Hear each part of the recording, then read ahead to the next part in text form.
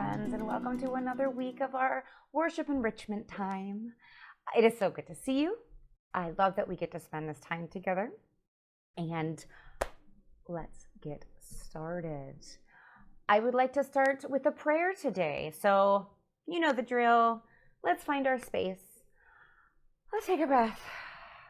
Let's be present for the word. Are we ready? Let's bow our heads and repeat after me. Dear Lord, rule in our world and in my life. Help me to trust your word and rest in your promise. Amen. Great. Thank you so much, friends. Now, I have two words that I would like you to think about the whole time we are doing our video together. The first word is power. And the second word that we're going to talk a little bit more about right now is scared. Have you ever felt scared? I know I have. I could be scared of little things. Like, I think that there's sometimes that you have like things that are scary a little bit and things that are really, really scary to you. I'll give you an example. I'm afraid of spiders. I know that's kind of silly. Some people are not. I am. But to me, that's like a little thing that I'm scared of. And sometimes being scared or frightened could feel little, could feel real big. But I want you to think, have you ever thought of times that you were scared? I'll give you another example. I am scared of scary movies. I don't like them. I've tried to watch them. I'm not a fan. They're scary to me. And I bet there are things that are scary to you that might not be scary to me. And that's okay, because everyone's allowed to feel scared. Everyone is allowed to have different ways of being scared, okay? So I want you to think of that word, scared, when we start to listen to our reading for today. It comes from the New Testament and from the book of Mark. And Mark tells us a story about a time where people were scared around Jesus. He didn't make them scared, but there was a situation that they were in that they were scared. And I bet you could probably guess on who makes them not scared anymore. I bet you know. As you are listening to this passage, I want you to think of our two words, power and scared. I want you to know why these two words are important in our story. So let's take a listen to the passage from Mark to learn about how being scared and having the word power being used can help. Let's listen. Jesus went with his disciples to a town called Capernaum. On the Sabbath day, when everyone went to worship God at the synagogue, Jesus and his disciples went too. Everyone was amazed at Jesus' teaching. Suddenly, a man started shaking and screaming, "What are you doing, Jesus of Nazareth? Are you going to destroy me? I know who you are. You are God's Holy One." The man startled everyone, and the people were afraid. Jesus knew there was something powerfully wrong with this man. Jesus looked at the man and said with authority, "Be silent and come out of him." As soon as Jesus spoke, the man was changed. Everyone wondered what had happened. They said, "Jesus has power. He can make people well no matter what is wrong." The people saw that Jesus had the power to change people. They were beginning to understand just how amazing Jesus was. What did you think of that story?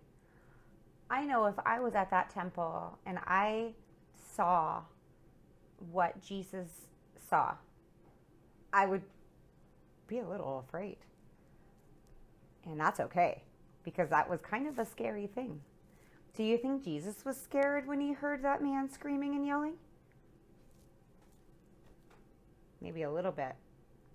But what did he use? The power of his words. The power of what Jesus can do for people calmed everybody down. It calmed the people down. It made the man stop screaming and stop yelling and stop feeling so frightened. I bet the man that was yelling was just as scared as everyone else was too. I bet he knew that something wasn't right. And maybe he went there because he wanted to get help. You know, something that I always think of is to think of the helpers, right? If I'm scared, if I am needing something and I know I can't do it on my own, I ask for help. Sometimes I ask for help from my mom and dad. Sometimes I ask for help from my friends. A lot of the times, I ask for help from God, because he's there and he's always ready to listen, and God is there to be present, and his power can help us not be afraid. So I want to show you something today that we are going to practice. Now, I know in a couple songs that we have done in the past, we've used our hands for sign language, because sometimes the most powerful message that you can say, you don't have to use your mouth for the words, because words are powerful, aren't they? Jesus used the words, "Be silent." And all of a sudden, whoosh, the man was silent. His words, and he used with authority. Remember they said his powerful words helped calm everything down. We are going to use our powerful words, but with our hands, because we don't need to say words. We can use our words in different ways. So I'm going to show you a few words that we're going to practice today, because we need them at the end of our lesson. Are you ready? Okay. I took off my scarf so you can see my hands better. I hope that helps. The very first word that we are going to learn how to say with our hands is the word kingdom. And in order to do kingdom, you're going to take one hand out and you are going to tap your shoulder, down your side, and then you slowly do this over your hand. Okay? Let's practice that again. 1, 2, 3. That's the word kingdom. The next word we are going to practice is the word power. This one's fun. You put your hands out like this. You make a fist, 2 fists. And when you think of the word power, you're going to go out in front of you. Okay? So watch. Power. That's just a review. Kingdom. Power. We're going to learn 2 more words. Are you ready? Glory. The word glory is fun. You stick one hand out, your left hand sticks out, and your right hand has to flicker in the wind. So it starts here and just goes, and that's the word glory. Okay? So now I'm going to go back and review the 3 words we've just learned. Okay? Kingdom. Power. Glory. Our last word that we are going to learn today is the word forever. In order to do that, we do 2 motions. The first one is that we have our finger up and we swirl. And then we do this with our hand. Watch, I have my hand out. I'm going to stick one thumb one pinky, and then you push out. Okay? So notice I kind of scooped it up. So it would look like this. Forever. Okay? I'm going to review all of these. So let's go back. Kingdom. Power. Glory. And forever. Have you heard those words before? They are at the end of the most powerful prayer that we all know.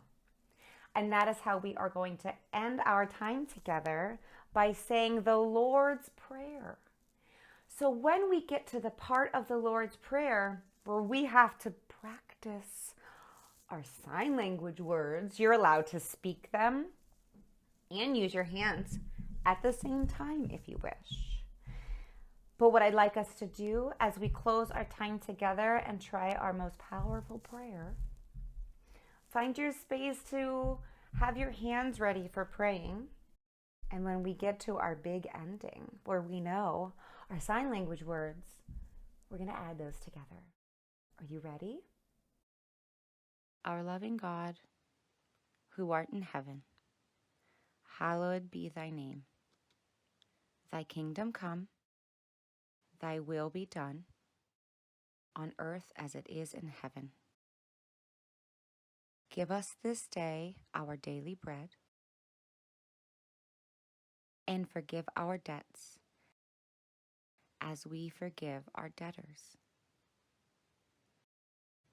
And lead us not into temptation, but deliver us from evil. For thine is the kingdom, and the power, and the glory forever.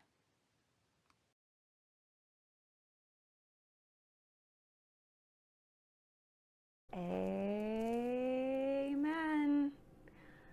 I hope you can take these powerful words, whether you speak them or use our hands.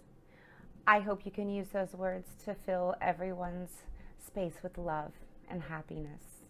And please take these lovely words with you throughout the week and use them with everyone that you love. I hope to see you next week.